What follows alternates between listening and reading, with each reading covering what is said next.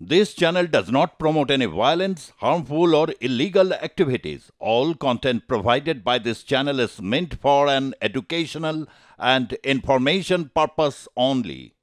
আতাউল্লাহ তো একজন যেরকম টেরোরিস্ট আর কি, ঘোষিত টেরোরিস্ট, তাহলে এরকম তো অনেক রকম মডিউল কাজ করেছে।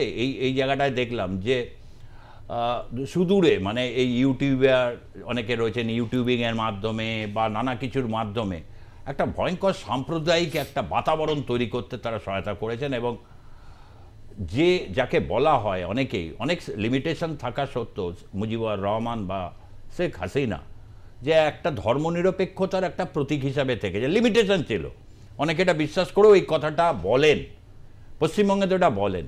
তার 32 ধানমন্ডি উড়িয়ে দেওয়ার পর বিগত দুদিন আগে আমি দেখছিলাম একটা ভিডিওতে, পিনাকি বলছে যে ওইখানে সিঁড়িটা অক্ষত রয়েছে, ওই সিঁড়িটাও নাকি এসে দাঁড়িয়ে নাচবে এবং প্রচুর মহিলাদের দিয়ে এবার ভাঙাবে। মানে এগুলো কি, মানে এটা কি করবে না এবার খোয়াইশ বা ওই যে টুঙ্গি পাড়ায় মানে উড়িয়ে দেবে? কি হচ্ছে, মানে আগুন যেখানে জ্বলছে সেখানে জল দেওয়ার বদলে এ তো দেখছি নানাভাবে তাতানো চলছে। এরপরেও মানে তারা বিভিন্নভাবে করছে, মানে আন্তর্জাতিক আইন বা অনেক ক্ষেত্রেই কি কিছুগুলো কাজ করছে না, কি মনে হয়? আমি আপনার ক্ষেত্রে আগেই একটা বলেছিলাম যে এই আলোচনাটা করতে গেলে আমরা যদি পূর্বের দিকে না দেখে পশ্চিমের দিকে দেখি। আমি আজকের ঘটনা বলছি। আজকে পাকিস্তানের ডন পত্রিকাতে একটা সংবাদ বেরিয়েছে যে গত এক সপ্তাহের মধ্যে প্রায় 2500 পাকিস্তান আর্মির লোক, মানে সেনা, তারা রিজাইন করেছে, গণ রিজাইন করেছে। এবং গণ রিজাইন করে বলেছে যে আমরা মৃত্যুবরণের থেকে আমরা আশা করব আমরা মধ্যপ্রাচ্যের কোনো দেশে গিয়ে কাজ করে খাবো। এবার এই মেটিকুলাসলি ডিজাইনের যে মূল যে চিত্রকার, সেই চিত্রকারের একজন চিত্রকার হচ্ছে পাকিস্তান। অর্থাৎ হাতটা যদি বাইডেনের থাকে তাহলে তুলিটা কিন্তু পাকিস্তান। এটা হচ্ছে বাস্তবতা। সেই বাস্তবতাতে বলছি যে তুলিটা এখন, তুলির ওপরে যেই ওই লোমগুলো থাকে, সেই লোমগুলো ছাটা হচ্ছে এবং অনেকটা হয়ে গেছে। আমি কিছু ডটস আপনাকে মিলিয়ে বলছি। এই জাস্ট ইসে চলে এলেন, আমাদের দেশে ঘুরে গেলেন তুলসী গ্যাবার্ড। উনি কিন্তু পূর্ব দিক দিয়ে আসেননি, উনি এসছেন মানে সরি পশ্চিম দিক দিয়ে আসেননি, উনি পূর্ব দিক দিয়ে এসছেন। উনি জাপান, ফিলিপিন্স, তারপরে ইন্ডিয়াতে এসছে। আবার ফলো করুন যে এই তিনটে দেশের সঙ্গে, মানে এই দেশগুলোর সঙ্গে কিন্তু ভারতবর্ষের এই ব্রাহ্মস মিসাইল কেন্দ্র করে চুক্তি হচ্ছে বা লেনদেন ইত্যাদি হচ্ছে। তাহলে পরে এখন যদি আমরা মূল ডটগুলোকে মেলাই, তাহলে এটা কি বোঝা যাচ্ছে যে পূর্ব দিকটা সরাসরিভাবে ইউএসএ হ্যান্ডেল করছে এবং পশ্চিমের যেই ভগ্নাংশ থেকে সমস্যাটা হচ্ছে সেখানে ওই কি বলে, একটা দিকে ভারতবর্ষ আছে আর ওদের নিজেদের মধ্যে বালোচ আর্মি এবং ওই যারা কি বলে আফগান আছে, এদের সঙ্গে যে লড়াই আছে টিটিপি, এই করে ওদেরকে ডিস্টার্ব রাখা। এবার আসছি আমি আপনার প্রশ্নের উত্তরে বলতে, একটা রাষ্ট্রকে যখন ধরুন পাকিস্তান এই ইন্ডেক্সে কি বলে দুর্বৃত্তায়নের এই সন্ত্রাসী ইন্ডেক্সে দ্বিতীয়তে উঠে এসছে। বাংলাদেশে এখন যারা বাংলাদেশকে পরিচালনা করছে সোশ্যাল মিডিয়ার মাধ্যমে, অর্থাৎ বিদেশ, এই যে সংখ্যক লোকটা, আমি আপনাকে আপনার এই স্টুডিওতেই বলেছিলাম সম্ভবত বাংলাদেশে ফেসবুকটা বন্ধ করে দিলে বাংলাদেশে পরের দিন এই সরকার পড়ে যাবে।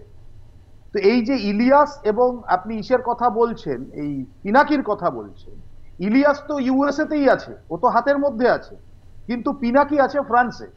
পিনাকি ফ্রান্সে থাকার ফলে এই দুটোকে মার্জ করে এই দুটোকে যদি সন্ত্রাসী হিসাবে ঘোষণা করা হয়, তাহলে সেক্ষেত্রে বাংলাদেশের যে বর্তমান সরকার আছে তারা সবচেয়ে বেশি সমস্যাতে পড়বে।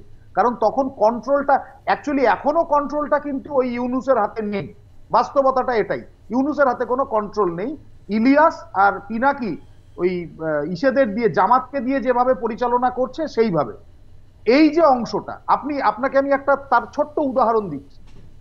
32 নম্বর যেদিন ভাঙা হয়েছিল, সেই 32 নম্বরে ভাঙার দিন ওই বুলডোজারের উপরে একটি ছেলে দাঁড়িয়ে ছিল, ওদের ওখানকার একজন ইউটিউবার ব্লগার, তার নাম কাফি, ঠিক আছে, সে ভারত সম্পর্কে ভীষণ তার কয়েকদিন পরে তার বাড়িটা পুড়ে গেছে, এখন দেখবেন আর সেই সোশ্যাল মিডিয়াকে মানে কাফিকে খুঁজে পাওয়া যাচ্ছে না। তো এইভাবে এদের এক একটা উইংসকে আপনি এগুলো যদি লক্ষ্য করেন দেখবেন এক একটা উইংসকে ছাঁটা হচ্ছে। এবার আমার যেটা মনে হয়েছে, এটা আমি জানি না, এই যে আর্মি যেটা ধরলো, পুলিশ সম্পর্কে একটি অনাহুত মন্তব্য করেছে ইউনুস, যে পুলিশকে কোমর মানে ভেঙে দেওয়া হয়েছে, তারপরে সে পুলিশের কাছে সহযোগিতা চাইছে। তো এই যে বাস্তবতাটা, এই বাস্তবতাতে বোঝা যাচ্ছে ইউনুস এখন অলমোস্ট একটা মানে হ্যাঙ্গিং অবস্থাতে আছে, হ্যাঙ্গিং অবস্থাতে। এই যে ঝোলা অবস্থাতে আছে ইউনুস, এখন ইউনুসকে গ্যারেজ করার সময় হয়েছে, একদম পরিষ্কার বলছি, গ্যারেজ করার সময় হয়েছে। কিন্তু এখানে সবচেয়ে বড় যেটা চ্যালেঞ্জ, সেটা আমেরিকার কাছেও চ্যালেঞ্জ, সেটা ভারতের কাছেও চ্যালেঞ্জ, বা অন্যান্য দেশগুলোর কাছেও চ্যালেঞ্জ। বাংলাদেশে অলরেডি 80 টন সম্ভবত, হ্যাঁ 80 টন সম্ভবত আরডিএক্স ঢুকেছে, যেটা বাংলাদেশের একটা মেজর অংশকে ধ্বংস করে দিতে পারে, এবং এগুলো ওখানে মানে বিভিন্ন উগ্রপন্থী সংস্থাগুলোর হাতে এগুলো পৌঁছে গেছে। তো এই যে বাস্তবতাটা, এখানে সবচেয়ে গুরুত্বপূর্ণ হচ্ছে বাংলাদেশের মানুষের জান মাল রক্ষা করা।